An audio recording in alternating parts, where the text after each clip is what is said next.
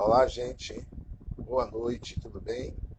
Tivemos um pequeno atraso porque tivemos os probleminhas técnicos aqui, ainda estamos com alguns probleminhas técnicos. Fazer ao vivo é meio difícil, né? Porque problema de iluminação, ainda estamos tentando ajeitar isso. Mas tudo bem, vamos lá, vamos tentar conversar alguns minutinhos. Né? Mais uma vez, para quem está chegando, eu estou com uma série de lives e de vídeos e de comunicações assim ao vivo, né? E aí sem muito planejamento, o que me dá inspiração, eu dá vontade de falar, eu vou e falo, né?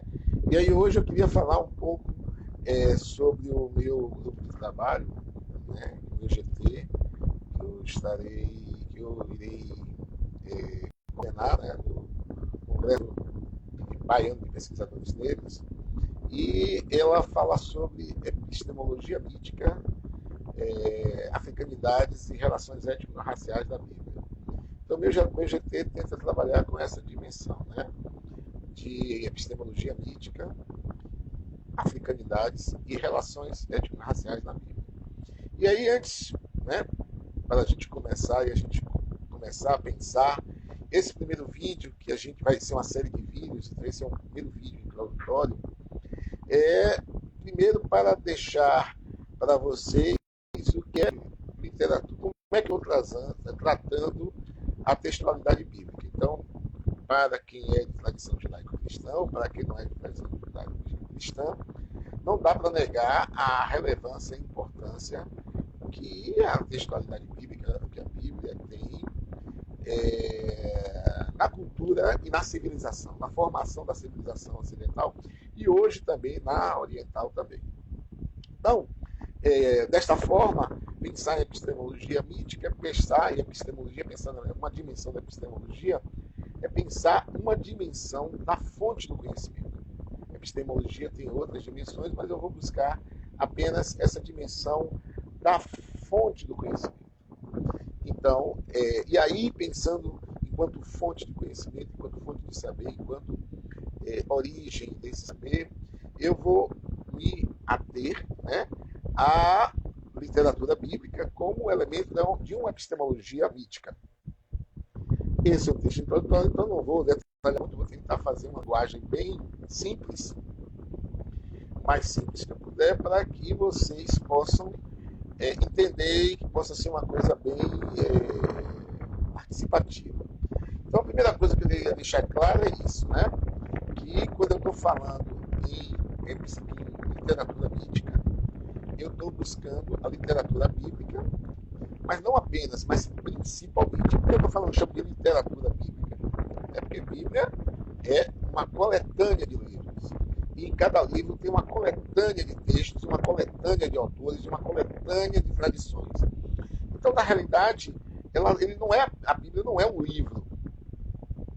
Né?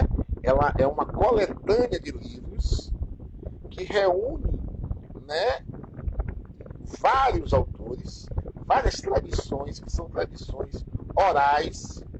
Então, antes da Bíblia ser escrita, ela é resultado de tradições orais, de histórias que eram faladas, eram contadas, e que a partir do ano 900 a.C., houve, né, o que hoje nós chamamos de Bíblia Sagrada. Então, de antemão, eu quero dizer que eu falo dela com todo respeito, né?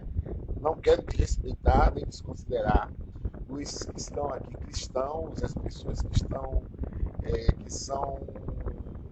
cristãs, ou as pessoas que têm as coisas aqui. A gente parte da ideia, né? E de um conjunto de estudos que eu venho fazendo sobre a perspectiva étnico-racial na ciência, né? Então, a literatura mítica que eu tenho tentando trabalhar é trazer esta outra perspectiva, né, de filosofia, de epistemologia, para pensar uma nova abordagem, né, científica. Então, o que é a literatura mítica? Né? Então, a literatura mítica é esse conjunto de textos, esse conjunto de contos. E aí, o fato de ser literatura literatura já aborda todo o campo teórico da literatura, né? As figuras de linguagens. Então, o texto é feito de narrativas, é feito de contos, de poesia, de música, né? Então, quando a gente diz gêneros literários, então a gente tem que passar a entender a textualidade também por esse ângulo. Lógico que a interpretação ela é base da fé, né? E ela é, na tradição judaico-cristã, resultado da inspiração divina. Então você lê e interpreta não com a cabeça, mas com o espírito.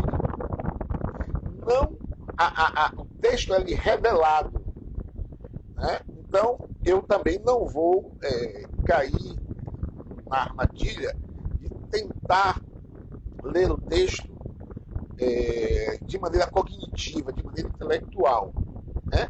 Apenas estaremos fazendo algumas reflexões, iremos trazer algumas questões para começar a pensar nessa textualidade. Então, quando a gente fala de literatura, então a gente está tomando esse aspecto todo que envolve gêneros, figuras de linguagens, a escrita, né? E toda a discussão que já tem no campo literário sobre a escritura e a inscritura, né? É a inscritura que é sagrada, a gente vai ver isso mais adiante, né? E aí a gente tem toda uma interpretação dessa dimensão literária de um texto que é milenar, né? São anos, e de várias culturas. Então é um texto que não pertence apenas à tradição judaica. Você tem textos que são de tradição dos outros povos que estavam na região e que foram juntados na textualidade.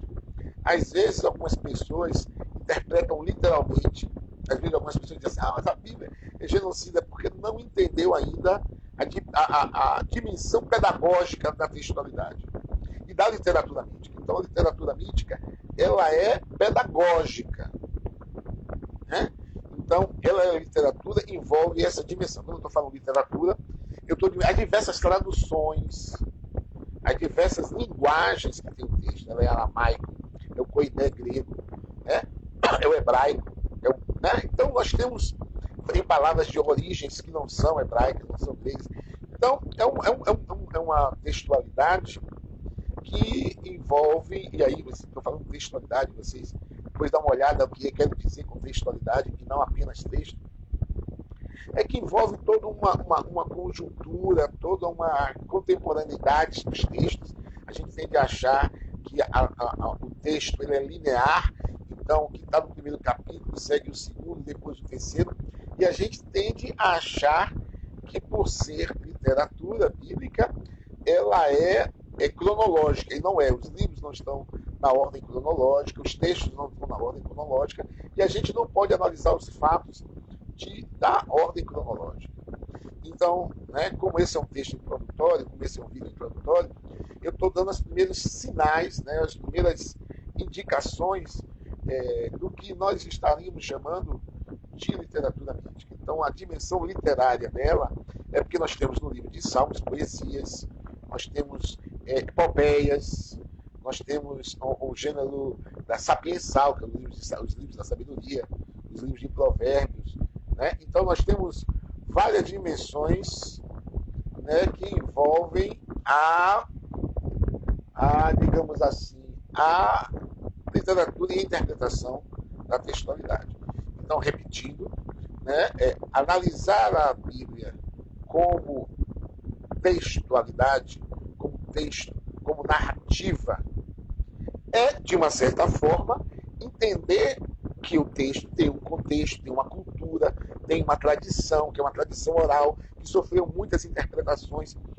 Na tradução, né, na hora de traduzir já há uma interpretação, que são cópias, que foram feitas muitas modificações, muitas alterações, e alterações que dão outro sentido à textualidade. Eu não vou me ater, na minha pesquisa, nem estou me atendo na minha pesquisa, a essas dimensões.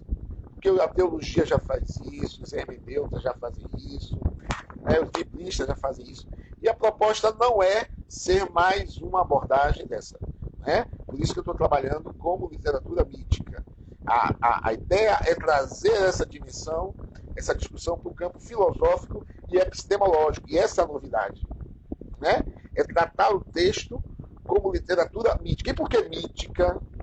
Quando nós falamos em mítico, não necessariamente quer dizer mentira, né? Quando nós estamos falando mítico, né, é no sentido que transcende, né, a concretude e a realidade, que ela transcende o tempo, que é algo que alcança a dimensão arquetípica, do arquétipo, dos arquétipos, no sentido que elas são dimensões que são inconscientes, que são dimensões que são da formação da identidade e das identidades, quer seja da identidade de Israel, aquele povo, né, que está na textualidade bíblica, que não é o Israel de hoje, obviamente, né, e aquela tradição hebraica, que é uma tradição adquirida de uma tradição inicialmente egípcia, porque Moisés era egípcio, né, a experiência no Egito, e aí você tem uma tradição africana,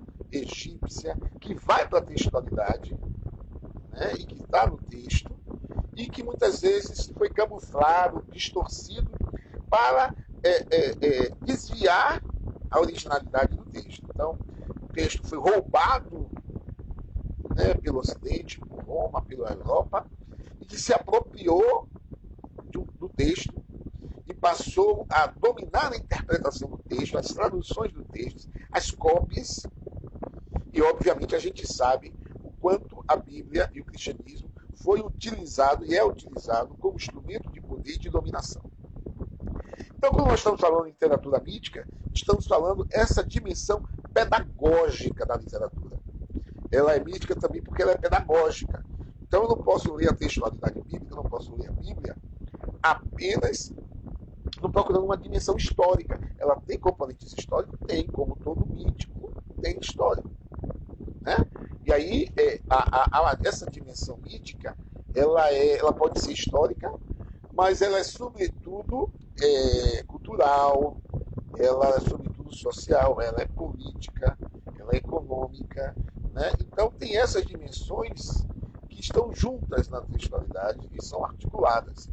Povos que estão ali presentes. Então, como vocês podem ver, são um monte de coisas e que eu coloquei como literatura mítica. Então, é um termo que nós estamos desenvolvendo em 2020. Eu já escrevi alguns textos falando sobre isso, sobre a dimensão epistemológica da literatura mítica e pensando também as dimensões que envolvem, né? Estão me mandando aqui notícias, me dando mensagens aqui, eu estou vendo, desculpe. Então, o que acontece? Então, na realidade, a ideia é que a gente pense a textualidade, que a gente pense a literatura mítica, considerando todos esses aspectos das narrativas, que são histórias com H e histórias com E. Mas o que é importante? Não é o fato histórico, não é se foi verdade, mas é a dimensão pedagógica. A pedagogia mítica, que é um outro termo que nós estamos cunhando dentro dessa perspectiva, é uma pedagogia que é abordada para um tipo de educação em massa.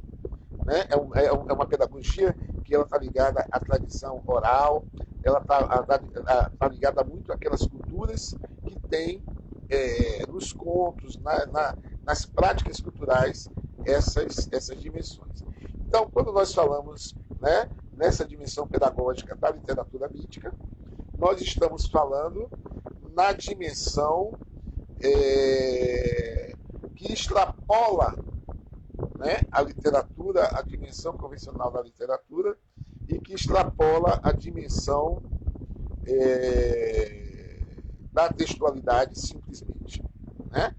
Então, quando a gente vai falar sobre literatura mítica e quando a gente quer falar sobre Bíblia, sobre literatura bíblica, a gente está abordando isso. E como essa literatura pode servir de base para a gente diferenciar as duas racionalidades, ética e étnico-civilizatória, que nós traremos para a nossa contemporaneidade. Falar de ponto de vista étnico-racial africano, afrodiaspórico, e falar do ponto de vista étnico-racial dominante é considerar duas racionalidades, ético e étnico, civilizatória, que estão presentes na textualidade bíblica. Então, estudar as relações étnico-raciais na Bíblia é estudar essas relações que envolvem ética, que envolvem etnicidade, costumes, valores, né?